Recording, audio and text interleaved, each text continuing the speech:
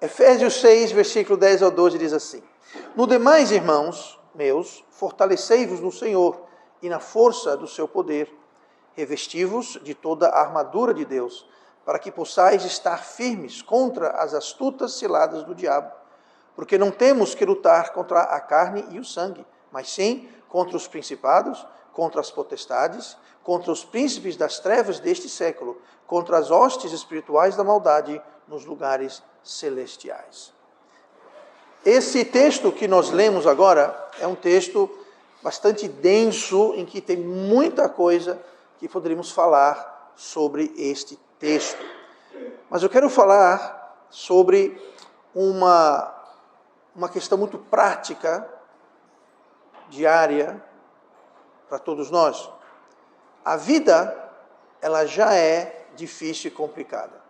Quem acha que a vida é simples, que ela é fácil, está enganado. Acho que ninguém aqui acredita que a vida seja fácil ou descomplicada. Ela é muito difícil, na realidade. E para o crente, talvez seja até um pouquinho mais complicada. Eu não vou dizer difícil, porque nós temos o Espírito Santo, nós temos Deus, nós temos o poder de Deus, temos a palavra de Deus, nós temos a luz da palavra que nos ilumina. Então, não precisa ser difícil, mas ela é complicada. E por que eu digo que talvez para o crente seja mais complicado? Porque nós sabemos dos problemas, nós sabemos dos perigos, nós temos as tentações, nós temos as tribulações. Nós lemos aqui no versículo 11, as astutas ciladas do diabo. Então o diabo está constantemente armando cilada, astutas. São ciladas sutis, camufladas. Então nós temos o inimigo que está armando astutas ciladas contra nós. O inimigo não arma astutas ciladas contra o mundo, porque o mundo já está na mão dele. O mundo já está condenado. O mundo já está no time dele. Então ele não precisa se preocupar em atacar o mundo, que o mundo já está caminhando para a sua própria destruição, já está caminhando no caminho que leva à perdição. Mas ao povo de Deus é onde ele dirige o seu foco, onde ele dirige suas astutas ciladas. Então torna a nossa vida mais complicada por esse motivo. Mas não quer dizer que nós não possamos ser vitoriosos. O versículo 12 explica: porque não temos que lutar contra a carne e contra o sangue. É um aviso que a nossa luta não é contra a carne e sangue. Pastor, o que é isso, carne e sangue? Nós somos carne e sangue. O diabo não é carne e sangue.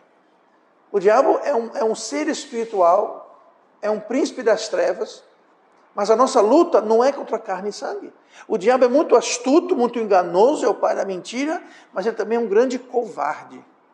Ele nunca parece como ele sempre usa pessoas. E aqui Deus está nos lembrando que a nossa luta, apesar de parecer às vezes, não é contra carne e sangue.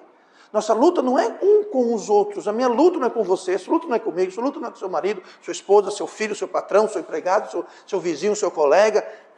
A nossa luta não é entre nós, seres humanos. Nós somos todos irmãos. Mesmo quem não é salvo, quem é salvo é filho de Deus. Quem não é salvo não é filho de Deus, é criatura de Deus, mas não é filho de Deus. Filho de Deus é quem é salvo. Mas mesmo quem não é salvo, mesmo alguém que não conhece Cristo, que não tem salvação, é nosso irmão.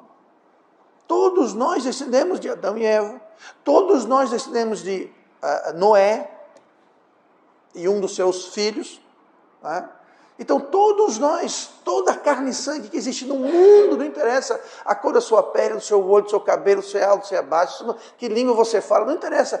Toda a humanidade é de forma real, somos todos irmãos, somos todos mesma carne, mesmo sangue. E aqui está dizendo, nossa luta não é contra carne e sangue. Aí continua, nossa luta, não temos que lutar contra carne e sangue, mas sim contra principados, contra as potestades, contra os príncipes das trevas deste século, contra as hostes espirituais da maldade nos lugares celestiais. Ou seja, a nossa luta é com o diabo e suas hostes demoníacas. E diabo e seus demônios, eles vão usar pessoas, eles vão recrutar pessoas para vir fazer a sua obra. Então, às vezes parece que a minha briga é com o meu irmão, é com o meu irmão de sangue humano, às vezes contra o meu irmão na fé. Existem, infelizmente, você lê a Bíblia, acontecem problemas às vezes de irmãos da fé. Então a percepção que nós temos muitas vezes é que a nossa luta é contra a carne e sangue, mas não é. Nossa luta é contra o diabo e suas hostes. Então, aqui deixa bem claro quem é o nosso inimigo. Mas a vida do crente não precisa ser tão difícil quanto a do mundo. Ela pode não ser mais fácil, porque nós temos um inimigo formidável, mas ela não precisa ser tão difícil. A diferença está em que nós temos recursos. Crentes têm recursos. E hoje eu quero falar sobre os recursos do crente. O versículo 10, fortalecei-vos no Senhor e na força do seu poder. Esse é um dos recursos. Sim, nós temos um inimigo formidável, mas nós temos um Deus ainda maior. Nós podemos fortalecer no Senhor e no seu poder. Então, eu quero hoje falar sobre alguns, não vamos falar sobre todos, mas alguns recursos que talvez você não esteja sabendo, talvez você não esteja a par, mas vamos ver alguns recursos esta manhã. Vamos ver, primeiramente, o recurso pastoral. O que é isso, pastor? Provérbios 11, versículo 14, diz assim: não havendo sábios conselhos, o povo cai, mas na multidão de conselhos há segurança. Na multidão de conselhos. O recurso pastoral, que eu me refiro aqui, é o fato que você como crente, número 1, você deve ter um pastor, e número 2, você deve buscar conselhos, se e quando necessário, do pastor. Por isso que é bom escolher bem o seu pastor. Porque eu já vi cada conselho vindo de cada pastor que, francamente, dá raiva. Tá? Então, escolha bem o seu pastor, porque é dele que deve vir o seu conselho. Mas é algo que eu não tive na minha adolescência. Por quê? Eu não era salvo, eu não tinha pastor. Eu fui salvo aos 25 anos de idade. Então, no início da minha vida adulta, se contar a vida adulta como 18, 19 anos, até os 25 anos, eu não tinha pastor, não tinha acesso a conselhos pastorais, a conselhos sábios. Eu não conhecia Deus, não conhecia a Bíblia, não tinha uma igreja, não tinha um pastor. E uma das coisas que eu sinto falta hoje, de certo modo, é de ter um pastor. Pastor, quem é o seu pastor? Sabe quem é o meu pastor? Eu sou o meu pastor. Tá? Podemos falar, o Senhor é o meu pastor, mas Deus, Jesus é o nosso pastor como todo, é verdade, mas humanamente falando, eu não tenho um pastor, eu tenho colegas, amigos, pastores, o meu ex-pastor, ele não é mais o meu pastor, porque eu não estou na igreja dele, então ele não é meu pastor. Eu converso com ele, eu muitas vezes busco conselho com ele, outros amigos, colegas, que são pastores, com quem eu posso conversar, mas eles não são meu pastor. Eu, como pastor, perco esse privilégio de ter um pastor. E você tem esse privilégio. Estou dizendo que eu sou o melhor pastor do mundo? Não é isso, mas você tem acesso a um pastor, você tem esse recurso pastoral de ter essa sabedoria, de ter sábios conselhos. Sem sábios conselhos, a Bíblia fala, o povo cai. Por quê? Porque o povo as pessoas vão fazer o que elas acham. Você está aqui na igreja há algum tempo, ou quem está na outra igreja já há quase 20 anos, sabe que eu digo e repito isso. O que eu falar não vale nada, a não ser que eu te mostre da Bíblia um texto, no seu contexto, dando autoridade ao que eu estou falando. Eu sempre me apego muito nisso. Sabe por quê? Porque eu sei o que eu acho, a minha opinião não vale muita coisa. Então eu recorro a esse livro. Eu lembro quando eu fui salvo, o dia que eu fui salvo, dia 21 de julho de 91, uma das minhas primeiras orações, cheguei em casa, sentei no sofá, falei, Deus, eu tenho 25 anos de idade, eu não conheço a tua palavra, eu quero fazer a tua mente, a minha mente, eu quero fazer os teus juízos, os meus juízos, eu quero que a sua opinião, Deus, seja a minha opinião. Eu quero passar um pano em branco nesse quadro, não tem quadro de escola, louça de escola, eu quero passar, o que tiver lá, apague. Eu quero apagar, esquecer, eu quero escrever o que a tua palavra acha. E muitas pessoas não fazem isso, e elas acabam, às vezes nem por mal, elas acabam, mesmo crentes, elas acabam iniciando e caminhando na vida cristã, ainda com ideias, conceitos e opiniões de quando não eram salvos. Eu fiz uma decisão bem consciente o dia que eu nasci de novo. Eu falei, eu não quero mais decidir por mim, o que eu acho ou achava. Eu quero deixar que a Bíblia decida por mim. Mas muitas pessoas talvez não conhecem, muitos crentes não carregam essa bagagem de opiniões e pensamentos e achismos, né? Porque acho ou penso. Então, é importante, porque quando não há sábios conselhos, note que é sábios conselhos, porque conselho, o mundo inteiro dá conselho, gente. Você liga a televisão, liga o rádio, abre um jornal, uma revista, vai no trabalho, na escola, no colégio, com a família, no vizinho, com os amigos, todo mundo tem conselho para dar. Sábios conselhos. Aqui fala, onde não há sábios conselhos, o povo cai, e continua, e falta segurança. Não é isso? Não havendo sábios conselhos, o povo cai, e na multidão de conselhos há segurança. Então, quando não tem muitos conselhos sábios, não tem segurança, ou seja, há risco, há perigo. Grande perigo quando não temos acesso ou quando não usamos o acesso que existe. Então, não é sábio não buscar conselho, especialmente quando ele está disponível. Provérbios 12, versículo 15, fala assim, o caminho do insensato, do tolo, é reto aos seus próprios olhos. É que está o problema. A pessoa insensata acha que o que ela acha, o que ela pensa é reto. Para ela. Pode estar tudo errado, mas para ela. Porque no fundo, nós vamos fazer o que nós achamos que é certo. Ninguém vai fazer uma coisa errada achando que está errada. O problema é que ela acha que aquela coisa errada é certa. A pessoa justifica no seu coração que aquele erro, aquela bobagem, na realidade, é certo, é reto. Não é. Mas isso caracteriza o insensato. Então, se você não quiser ser insensato, não pense automaticamente que só porque você acredita ou pensa ou acha aquilo, que está automaticamente certo. Porque a autoridade não é o que eu acho, o que eu penso, a autoridade é a palavra de Deus. Então nós temos que sempre estar lembrando disso. O caminho do insensato é reto aos seus próprios olhos, mas ao que dá ouvidos ao conselho é sábio. Quem é sábio? Quem dá ouvidos ao conselho. Agora, uma coisa sobre conselho. Conselho, se fosse bom, era vendido. Eu não posso dar conselho, e nem você pode dar conselho para ninguém. Só se a pessoa busca o conselho. Então, se você vem para mim e pergunta, pastor, essa situação, o que o senhor aconselha? Eu dou conselho. O que você nunca vai ver eu fazendo é chegar para você e falar, vem cá, olha, essa situação você deve agir assim. Eu nunca, como pastor, vou me intrometer na vida de ninguém. A não ser que a pessoa busque o meu conselho. Busque o meu conselho. Se você buscar o meu conselho, eu dou alegremente, sem nenhum problema. Mas não pense que só porque o pastor não se pronunciou, que o pastor está concordando com o que eu estou fazendo. Pode ser que o pastor não sabe o que você está fazendo. Mas mesmo que eu saiba, o meu silêncio não quer dizer que é correto, que é reto, que eu concordaria ou aprovaria. Porque conselho se busca, não se dá. Só dá a quem busca.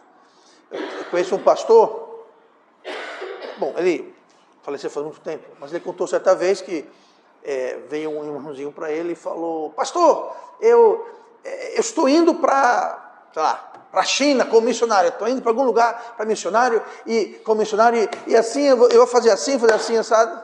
Ele falou assim, ok. Você falou que você já está indo, você já decidiu, você já colocou em moção? Então vá. Agora, ele disse, se ele tivesse perguntado para mim, eu estou pensando em fazer isso, o que o senhor acha? Aí eu teria dito alguma coisa para ajudá-lo. Mas ele não fez isso, ele falou, eu já vou fazer assim. Eu falei, então, eu não vou brigar com você. Porque quando você dá conselho para quem não pediu conselho, geralmente acaba em quê? Atrito. Então, vamos buscar conselhos. Por quê? Porque há segurança. Quem não quer conselho é porque acha que os seus próprios caminhos é reto. Aquele jovem que aproximou aquele pastor que eu falei agora, ele achava que o jeito dele era aquilo. Ele estava já abafando, estava fazendo o que é certo. Estava errado, equivocado. Mas não buscou conselho porque achava que estava fazendo o que era certo. O que impede alguém, às vezes, de buscar conselho? Orgulho. Orgulho e sabedoria não se misturam. Provérbios 13, versículo 10. Da soberba só provém a contenda. Orgulho só gera dor de cabeça, só gera confusão. Mas com os que se aconselham, se acha a sabedoria. Quem se aconselha, acha a sabedoria. Quem não se aconselha, não vai encontrar sabedoria. Vai achar que o que está fazendo está certo. Acha que não precisa buscar, porque está fazendo o que é certo. E se eu estou fazendo o que é certo, para que eu vou perguntar para alguém se eu já sei que é certo o que eu estou fazendo? Eu tenho um costume, mesmo quando eu creio estar certo, eu busco conselho mesmo assim. Por quê? Vai que eu estou errado. Eu quero algum respaldo. Eu quero saber se realmente aquilo que eu acho que é certo. Por quê? Porque eu posso estar enganado, gente. E esse é o problema do tolo. O insensato sempre acha que está certo. Então ele não busca conselho. E ele anda então sempre em perigo. Então, conselho pastoral é justamente isso. É um conselho. Eu não vou decidir, eu nem quero e nem posso tomar a decisão por ninguém. Às vezes, pastor, eu devo fazer o quê? Falo, bom, você pode fazer isso, isso ou isso. Sim, mas qual? Bom, aí já foge da minha área de trabalho. Eu não posso decidir por você porque eu não estou vivendo a sua vida. Eu não sei dos pormenores da sua situação. Você contou alguma coisa para mim, ou contou tudo para mim, ou contou metade para mim, não interessa, mas eu não sei. Quem conhece a situação é você. Então, você tem, biblicamente, você pode fazer isso, isso ou isso. Agora, qual dos três, a decisão fica com cada um. Eu nunca vou chegar e falar, não, faça assim. Nunca. Meu papel não é ditar, gerenciar, administrar a vida de ninguém. Aliás, só a minha. Meu papel é para mostrar a verdade, pregar, ensinar, aconselhar, dar exemplo. Esse é o papel de um pastor, segundo a palavra de Deus. Dar exemplo, pregar, ensinar, aconselhar e dizer a verdade de Deus. Agora, a decisão aí é com cada um. Na sua igreja, você é obrigado a fazer isso? Gente, numa igreja bíblica, ninguém é obrigado a fazer nada. Agora, vai ouvir o que a Bíblia fala. Tem muita igreja que quer proibir, mas nunca prega a verdade. Correto ao contrário. Vou pregar, ensinar, aconselhar a verdade, e quem decide aí é com as pessoas. Com as pessoas. Nós crentes damos conta de nossas vidas a Deus, não ao pastor.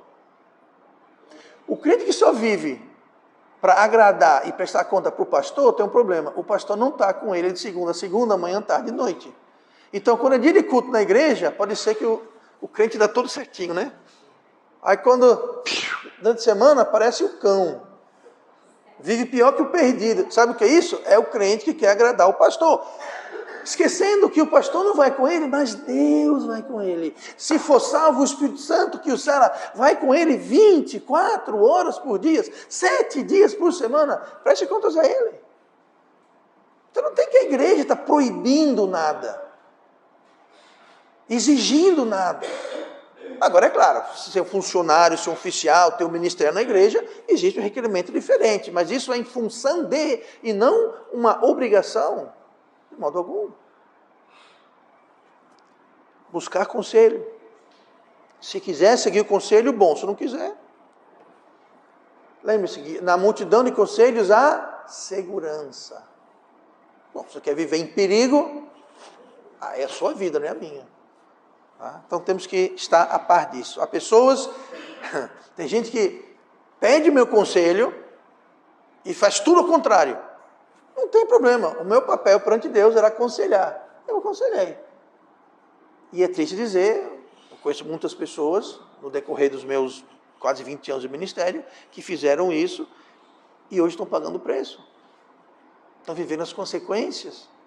E é triste porque não é que fizeram por não saber. Não, eles vieram para mim, ouviram o conselho, só que fizeram tudo errado. Fizeram tudo pelo contrário. E estão pagando o preço, infelizmente. Então, primeiro recurso, rapidamente, que nós temos é o recurso pastoral. O segundo recurso, rapidinho, é recurso conjugal. o recurso conjugal, Gênesis 2:18. E disse o Senhor Deus, não é bom que o homem esteja só, far-lhe-ei uma ajudadora idônea para ele. Outro importante recurso é o recurso do seu, se você for casado, obviamente, né? Se tem um cônjuge, é justamente o recurso do seu cônjuge, daquela pessoa que Deus colocou na sua vida, aquela pessoa, o seu esposo, sua esposa. Por que um recurso? O Senhor viu que não era bom Adão estar só e fez uma ajudadora para ele. Então Deus criou Adão e Deus criou Eva um para o outro. Um complementaria, é para ajudar e cuidar um do outro. Não brigar, não atrapalhar, para cuidar e ajudar um do outro. É muito triste e lamentável quando os casais se privam dos recursos que eles poderiam ter. Um exemplo que eu dou bastante é o seguinte: a esposa tem um par de olhos a mais do que o marido. Então, em vez de eu ter 2 olhos, eu tenho 4 olhos. Tem muitas coisas que às vezes a esposa, a mulher, vê de um modo diferente, ou até vê que eu não vejo. Muitas vezes porque eu sou homem, tá? E existe isso, hoje em dia, não, cada um que tá, não, homem é homem, mulher é mulher, Deus fez assim, sempre vai ser assim. Mas e homens e mulheres são diferentes. Eles pensam diferentes, enxergam diferentes, eles raciocinam diferentes. E muitas vezes o homem não percebe alguma coisa que a mulher percebe. E vice-versa. Então é importante um estar apoiando e ajudando e não excluindo. E sim usando este recurso. Tá? Tem muito marido que não ouve, não admite, não permite, não encoraja a mulher a falar, contribuir, dar palpite. Não, de jeito nenhum, eu sou o homem dessa casa, quem manda aqui sou eu. Sabe o que é isso? É um tolo. É um tolo. É um tolo. Deus te deu um recurso. Use. Use. Tá? Não se prive. E mesma coisa a mulher também. Não necessariamente no mesmo teor, mas muitas vezes também. A mulher, ela se priva de ter esse recurso. Último recurso, rapidinho aqui, Efésios 6:11. Nos demais irmãos meus, fortalecei-vos no Senhor e na força do seu poder. Nós lemos agora há pouco isso, e é o recurso espiritual. Recurso pastoral, recurso conjugal e o recurso espiritual. Espiritual. Os recursos que a gente viu até agora, do conselho e do cônjuge, eles não deixam de ser espirituais, obviamente. Mas tem alguns outros recursos que são especificamente espirituais. E se mesclam um pouquinho aqui com o que eu falei. O primeiro recurso espiritual é a pregação. Ouça a pregação e siga a pregação. Só ouvir, não fazer, não vai ter muita diferença. Como no médico, ele vai passar, olha, tome isso, não coma isso, não faça isso, aí você pega a receita, muito obrigado, doutor. Aí sai e come tudo que ele falou para não comer, bebe tudo que falou para não beber e não toma o que ele mandou você tomar. Adiantou ir para o médico, adiantou fazer exame, adiantou fazer nada, você não fez nada. Pois é, mesma coisa com a pregação. Você vem aqui, você escuta a pregação, o pastor é bonitinho, a mensagem é bonitinha, é tudo muito agradável, entrou por aqui, saiu por aqui. Resultado, tanto faz como tanto fez, não resolveu nada. Lá em Amós 8:11, eis que vem dias, diz o Senhor Deus, em que enviarei fome sobre a terra, não fome de pão, nem sede de água, mas de ouvir as palavras do Senhor. Eu acho que hoje é um dia em que nós estamos vivendo isso. Existe uma fome da palavra de Deus. Não, pastor, você liga a televisão, você liga o rádio, tem igreja em cada esquina. Mas está faltando uma coisa, pregação da palavra de Deus. Tem muita pregação por aí, que a palavra de Deus é apenas um detalhe. É quase que uma desculpa para a pessoa ficar em pé aqui e começar a pregar, dizendo que é de Deus, mas não tem nada a ver com a palavra de Deus. O que tem de falso ensino, heresia e doutrina maluca. Agora o triste é isso. Igreja tem de monte. Pregação tem, rádio e televisão, é o que não falta. Sabia que a Bíblia é o livro mais impresso e distribuído no mundo, mas é o menos lido e o menos entendido. Então é irônico, tem tanta igreja, tanta pregação, tanta Bíblia, tanto tudo, existe uma fome. Fome. Eu vou dar um exemplo. Até os 25 anos de idade, eu morei a maior parte da minha vida na Inglaterra, um país cristão. Um país que iniciou o movimento missionário moderno, um país do grande Charles Spurgeon e de tantos outros grandes pregadores, um país que deu ao mundo pela segunda vez a palavra de Deus na língua do homem comum, não precisava aprender uma outra linguagem. Pois é, demorou 25 anos para eu ver o Evangelho, gente. 25 anos para eu ver o Evangelho. Existe uma fome da palavra de Deus? Existe. Essa semana, como eu falei, na sexta-feira, lá em Campo Alegre, eu não lembro, eu levei parece que 5, 6 almas a Cristo. Um adolescente, uns jovens, e 2 pessoas já, assim, idosos da minha idade, idosos assim, sabe? Nunca ouviram o Evangelho. O Evangelho nunca foi pregado para eles como a Bíblia fala. Não é por obras, não é por batismo, não é por uma igreja. Sabe o que é isso? É uma fome da pregação da palavra de Deus. É um recurso. Então não o desperdice. Outro recurso é oração. Pense no recurso desperdiçado que nós temos. Lucas 18:1. E contou-lhes também, Jesus, contou-lhes também uma parábola sobre o dever de orar sempre e nunca desfalecer. Em Tiago 4, versículo 3, pedis e não recebeis, porque pedis mal, para o gastardes em vossos deleites. A maioria do povo, das pessoas não ora, e muitas vezes quando ora, não ora direito. Deus, me dê um jet ski, por favor, Deus, eu preciso de um jet ski. Eu conheço pessoas, nenhuma tem jet ski, infelizmente, senão pegava emprestado. Mas eu conheço pessoas que oraram, e quando Deus os abençoou, eu conheço um crente que tem casa de praia na Barra de São Miguel. Eita bênção! Aí você pergunta, tu vai para a igreja? Não dá, pastor, porque a minha igreja é Maceió e todo final de semana agora a gente vai lá para a Barra de São Miguel, sabe? Aí não dá para ir para a igreja. Ok? Muito bom.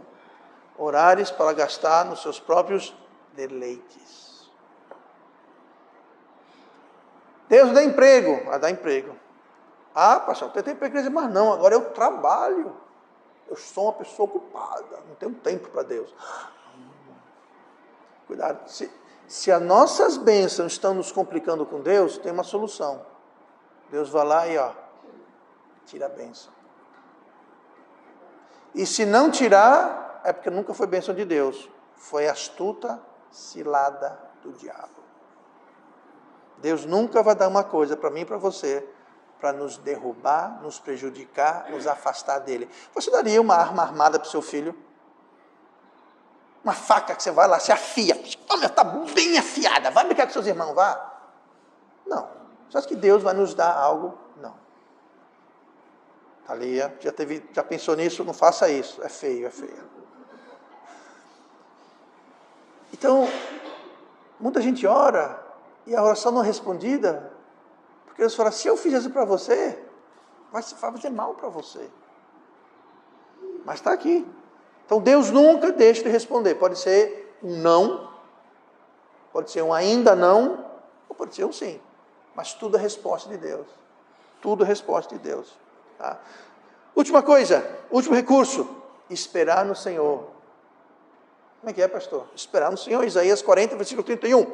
Mas os que esperam no Senhor renovarão forças, subirão com asas como águias, correrão e não se cansarão, caminharão e não se fatigarão. Os que esperam no Senhor, aí isso vem juntinho no coração, né? Os que esperam no Senhor.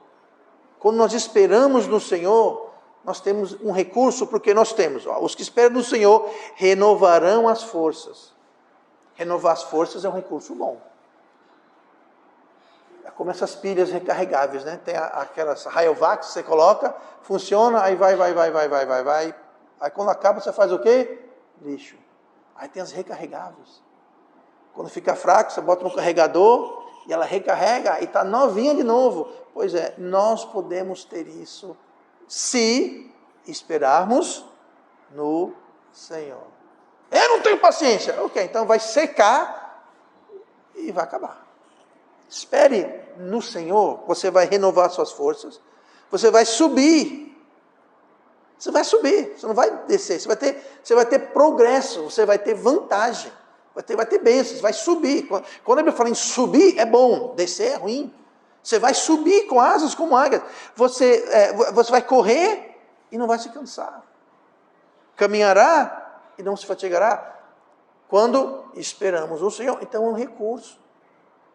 Ai, mas Deus está demorando para responder. Espere no Senhor. Enquanto esperamos no Senhor, nós somos energizados, nós somos envigorados. Ah, não, pastor. Eu já estou esperando no Senhor e eu estou cansado. Eu não estou nem andando, quanto mais correndo. Eu estou fatigado. O que é isso, pastor? É que talvez você não está esperando no Senhor. Você está esperando, essa época da eleição, né? Esperando de algum político que está fazendo promessas. Gente, eu não preciso falar nada. Promessa de político não vale grande coisa. Promessa de político em campanha não vale nada. Nada de nadinha. Mas quando você fica esperando no homem, você fica esperando em qualquer outra coisa, qualquer outra pessoa, você coloca a fé em outra coisa que não seja Deus, aí esse recurso não é válido. Se você está esperando nos seus próprios recursos, no seu próprio talento, na sua própria força, eu vou conseguir, você está esperando em si. Aí você cansa, você se fadiga, você nem corre e nem anda, e você não sobe. Agora os que esperam no Senhor. Então a espera geralmente é uma coisa que a gente não gosta. Realmente seria bom, né? Pedir, resposta vem logo. Então ninguém gosta de esperar, mas quando esperamos no Senhor, é um recurso porque podemos ter bênçãos. Gálatas 6, versículo 9. Não nos cansemos de fazer bem, porque a seu tempo ceifaremos, se não houvermos desfalecido. Muita gente desfalece. Por quê? Porque não está esperando no Senhor. Eles deixam de fazer o que é bem, deixam de fazer o que é certo, e começam a resolver do jeito deles. Eu vou resolver isso do meu jeito. Não vai renovar força, não vai subir. Então, muita gente abre mão desse recurso e paga um caro. Aliás, esses recursos. Portanto, tomai toda a armadura de Deus, versículo 3 de Efésios 6. Tomai toda a armadura de Deus, para que possais resistir no dia mau, e havendo feito tudo, ficar firme. O dia mau vem. Aquele dia que você vai ter um desafio, vai ter um obstáculo, um problema, mas você pode ficar firme. Se o quê? Se usar os recursos que Deus dispõe ao seu povo. Então vamos conhecê-los, reconhecê-los e usá-los. Que aí sim estaremos firmes no dia mau.